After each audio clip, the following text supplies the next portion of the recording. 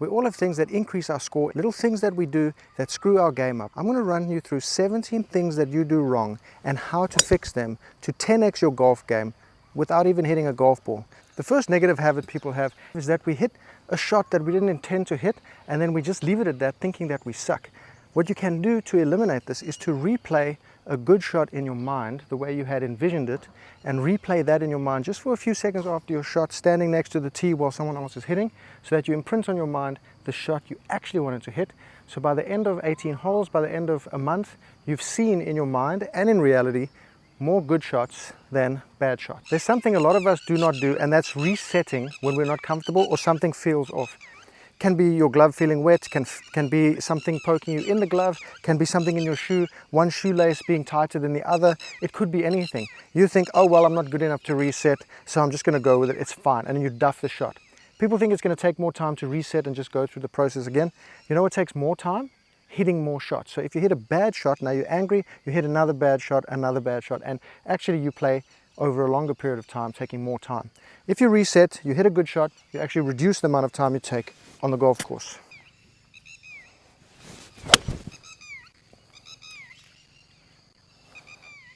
A habit that's killing your score is not understanding the PGA Tour putting make percentages. This is like 20 feet, 18 feet or so. The number of times a PGA Tour pro is going to make these putts is very, very low. So all we need to do is get this ball to tap in range and then accept that we're not going to make all of these putts. Now, that's a very good putt and I've left myself a foot. Let's say you put it 2 feet away. Another habit that kills your score is not taking these seriously enough and just coming up and rushing them, assuming that you can just take it in your social game. Because you're taking the time to take the shot anyway, just at least orient yourself as to where you're going to go. That way you're going to add another 2 or 3 seconds to your shot instead of just coming up and taking the shot anyway and missing it because you're anxious, because you just think, oh well, it's a gimme anyway. These aren't gimmies, especially when you're playing competitions. So just find your line. I'm going inside the left side and just hit the same putt you would anyway, but just take a couple more seconds just to get it right so you don't end up missing it, and like I said, in a fairway, hitting another shot, taking more time. One of the chief complaints you'll hear from people as to why they don't play good golf is they say they're not consistent. But that's actually a fallacy. You are very, very consistent. Your swing is generally the same. The only thing that changes your swing and changes the way you hit the ball is in your mind when you start focusing on what you fear, or you start focusing on what you don't want to do, which creates the inconsistency where you change your spine angle from anxiety, where you come up and look up before you've hit the ball, when you get anxious about putts and you miss them to the right because you're so anxious and scared because in your mind you said you're so inconsistent. The only thing you have inconsistency of is inconsistency of your thoughts. If you keep the same positive thoughts with a process and a way of playing the whole way around the golf course, you will be much more consistent in the way you hit the golf ball too. Of course, you're going to hit bad shots, but if you think you're inconsistent, if you wait for the failure to come, it's going to come. I know I'm going to be great with a 6-iron, I'm consistent. Now if I came here and think, well, I'm scared of chunking it and I'm not very consistent and I come over the top and all these nonsense thoughts, well, what kind of shot am I going to hit? A lot of the time we're thinking about everything except the shot. If you can get into the zone where hopefully you walk the golf course, the 20 yards before your ball, 30 yards, even 50 yards before your ball, you're starting to get into the shot zone. You're starting to assess the lie of the land. You're starting to assess the distance, the environmental factors. You're getting in the shot. You're not thinking about nonsense. You're not thinking about how your wife's going to leave you because you don't make enough money. You don't think about how you can't afford only page this month. You're not thinking about how much fentanyl you need to take because you saw a good video. You're just in the shot. You're trying to assess everything. You're getting in the zone. You get your distance, 155. I got nothing else in my mind except 155 from a great lie in the fairway. What do I normally hit 155? I normally go second hole of the day. We're going to go 9-iron because 9-iron is my 160 club later in the day. Lose 5 yards. I'm in the shot. Nothing else is on my mind. I get my club in my hand and all I want to do, I just want to feel.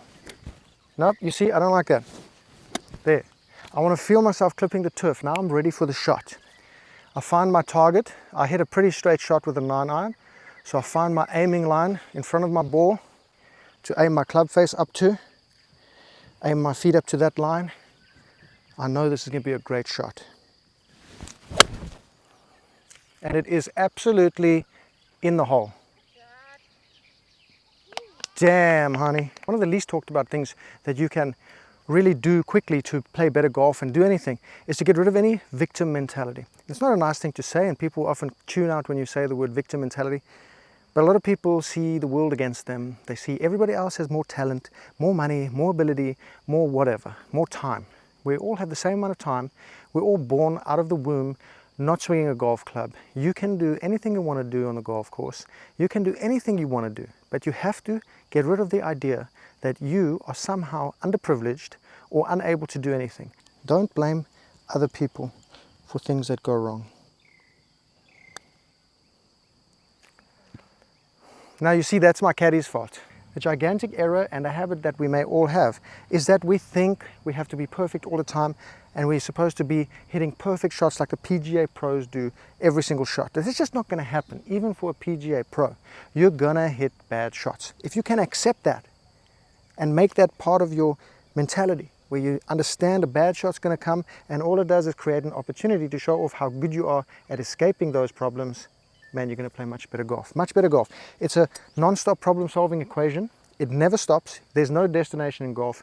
Even at your very best, you're going to still have problems you have to solve. Find joy in solving those problems.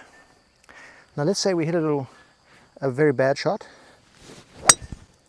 Okay, well that actually turned out to be really good. I tried to fade it into the trees, but I'll help you there anyway. Okay, so you've hit a bad shot. We're in the right-hand rough. We're nowhere near the fairway. On a par 5, we blocked ourselves out completely on this hole. Now, often what we want to do is we want to hit a hero shot, and this is the habit that's going to kill your golf game. You may say short-term how it's great to pull off one hero shot around and shoot 148, but long-term you're really going to get frustrated with that.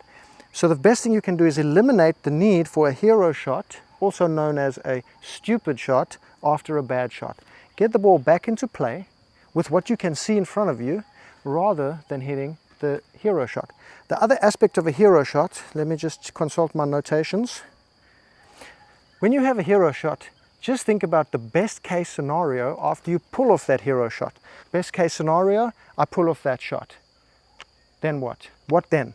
We have to understand what happens after you pull off this heroic shot, and if it's actually any good. Because very often the hero shot you're trying to pull off through the trees, over the tree, it doesn't actually amount to anything, actually puts you in a bad position, worse position than just punching it out sideways. 99 times out of 100, your bogey from a punch shot is way better than anything else you would have done.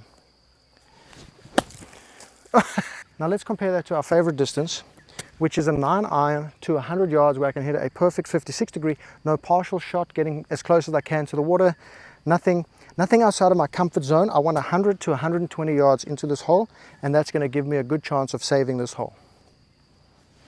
Do you see how easy that shot was too? Because I don't have any pressure to try clear some water or some insane distance. I've given myself the perfect shot in, and I feel so stress-free. Something that we all do, especially in the beginning of golf, is we want to be the longest hitter that we know. We want to be the biggest hitters. We want to be comparable to the tour pros.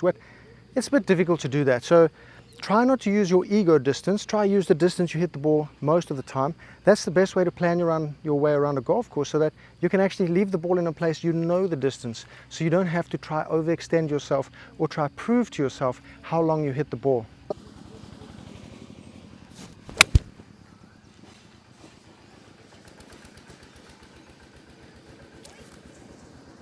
Confidential. Another habit you can do is take a little more break than you normally see. Most of us underread putts by probably 50-60%. You can always take another inch or two, giving it a chance to go in rather than just go across the front of the hole, which is what a lot of amateurs do.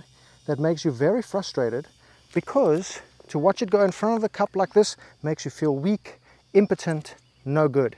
Take more break, let it get in the hole. A major habit, and it's something we probably pick up during school or whatever, when you focus on what you fear. And when you focus on what you fear, you bring that into existence.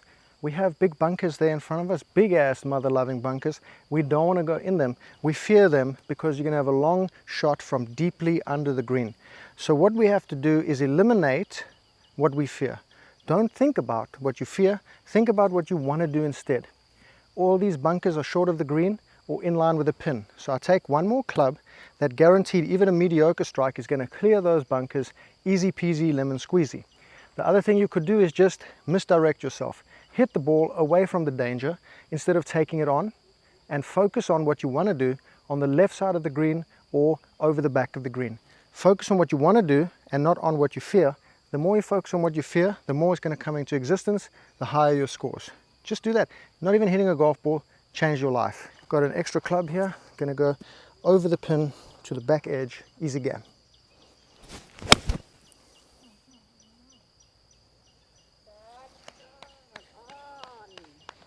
On the green like a bazooka. A very quick habit you can develop is to buy water player gear. Without water player gear, you're never going to play your best golf. You've got this maximum drip over here, absolutely fantastic, amazing, looking so divine. Waterplayergolf.com. A way to absolutely change your entire existence is to have the most fake confidentiality. Start believing in confidentialism and start believing you're going to make putts. If you believe you're going to make a putt, you have a higher chance of making a putt. If you think you're going to miss, if you think you're going to three putt, you have a higher chance of doing that. A very quick, simple way to make more putts is to just believe the line you've chosen and believe that you're going to make this putt. I go with first instincts on my putts. I'm going outside the right here. It's uphill, so it may break a little bit less. I have to believe I'm going to make this putt. If I don't, I'm just not going to make it. It's just that simple. Putting is all about confidentiality. Look at that. Many golfers have a habit of trying to emulate what the professionals do, and this is one of the worst habits you can have in golf, because you start to do things that are unnecessary for amateur golfers. Our most basic instinct is to do stuff that we can do, not stuff that we have to push ourselves to do on the golf course, because there's this belief that you have to push yourself all the time. This is not business, this is not school, this is golf. Golf is a completely different thing. Play in your comfort zone. We don't have to hit massive shot shapes if we don't want to. We don't have to work the ball both ways if we don't want to. We need one shot shape. We need to use the reliable clubs and shots we have, putting the ball in places that we're going to score from instead of trying to fit into a mold. And that is what makes you frustrated, by doing things you know you shouldn't be doing and then pushing through to do it anyway because that's what's expected of you. This is not high school. Having said that, I'm going to hit a big slice here because I actually feel like it, because the driver is too long for this hole. I'll hit in the water.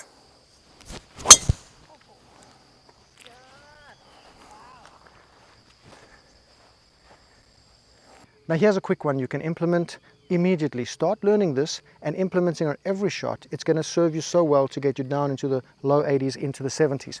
It's called the LEWD system, L-E-W-D, lie, elevation, wind, distance. How's the lie of a golf ball? That's going to determine what shot you're going to hit. 130 yards from that lie is different to 130 yards from a sandy lie.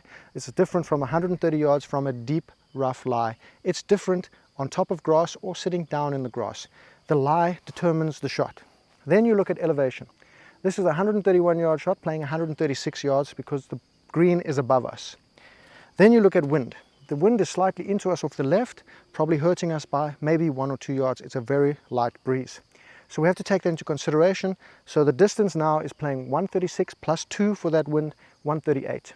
We also have a great lie here, not much to complain about. If it's a bad lie, we may have to adjust our club to a 9 iron or 48 degree, even a 52 degree, depending if it's a flyer or not. Then you have the distance.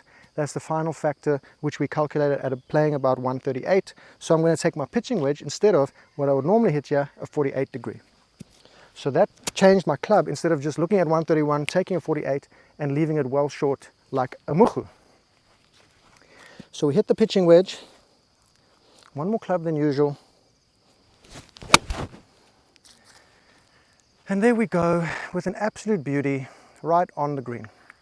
All because I employed the LEWD system to avoid copy-paste golf, which is one of the worst habits in golf, playing to a distance. Here's a habit to get out of really quickly, to just start enjoying and playing better golf, and that's to stop taking any mulligans. I know, because I don't sleep well at night because I take 18 mulligans per round. You don't want to take mulligans anymore.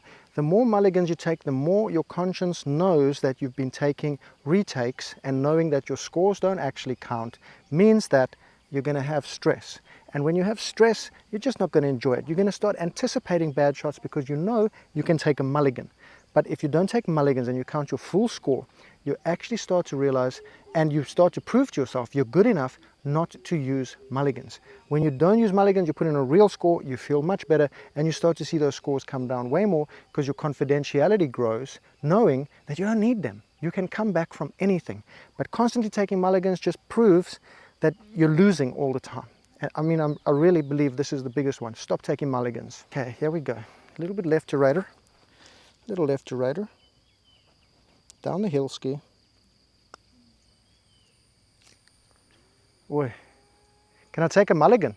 Now those are the habits we have that prevent us from playing good golf, and I've shown you how to get out of all of them or become aware of them so that you don't do them anymore. For some more mental tips, check out this video over here. It's going to change your entire game. You're going to be a boss. Welcome to the promised land.